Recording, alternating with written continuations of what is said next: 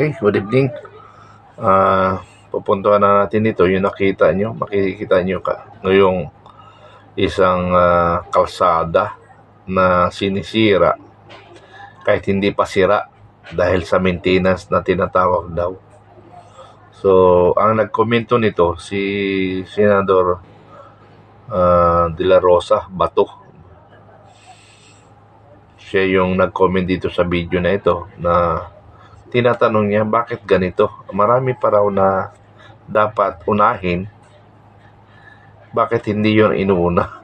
Kaya natawa na lang ako. Bakit senador nagtatanong? Dapat tayo ang nagtatanong nito. Pero sa aking mga observation, tama nga rin yun. Ang dami kong nakita ng mga gano'n na okay pa yung kalsada pero sinisira na dahil papalitan daw, maintenance.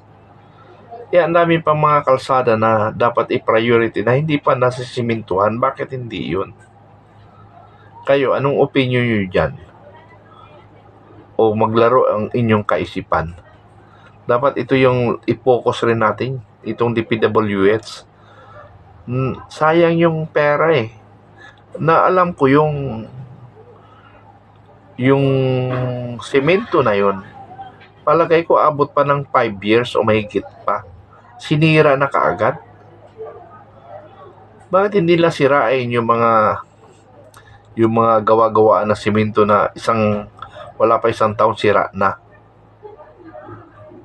So mayroon talagang problema sa ating bansa, sa DPWH, hindi pa rin nagbabago.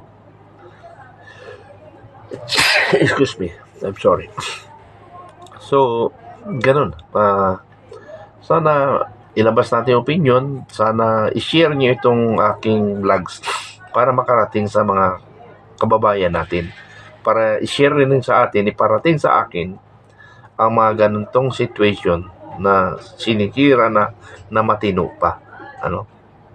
Ito yung masakit talaga. Sayang ang pera. Alam mo, sa totoo lang, pag nakakita ko ng ganun, gagalit ako sa galit. Gusto kong babain. Kaya lang, kahit babain ko, pagmumurahin ko yun, wala naman silang kinalaman. Ang may kinalaman, nandun sa aircon. Kaya yun, naisip ko Kaya minsan, nasista ko, sabihin nyo sa engineer ng DPWH, ungas siya, kako. Iparating mo. Matino pa kang kalsada, sinisira. Iparating nyo. Plate number na sasakyan kukunin nyo. Sabihin mo sa kanya, ungas siya. So, yan yung magbigay tayo ng opinion. Nakakainit ang dugo. Nakakainit ang dugo yan na mga ganong ginagawa nila. Sinisira. So, please share and subscribe na naman sa aking vlog, sa aking YouTube channel para dumami tayo sa magpupuna diyan sa mga kalsada o sa mga maling gawain ng ating gobyerno. Salamat. Ano ba itong DPWH? Yung kalsadang ito, matibay pa, maganda pa, binubungkal na. Tapos yung sirang-sira na kalsada doon, hindi ginagawa, hindi inaayos. Kahit ako ang nagtatanong ko, bakit inuna itong sinira na okay pa man ito? Sinira na para ayusin.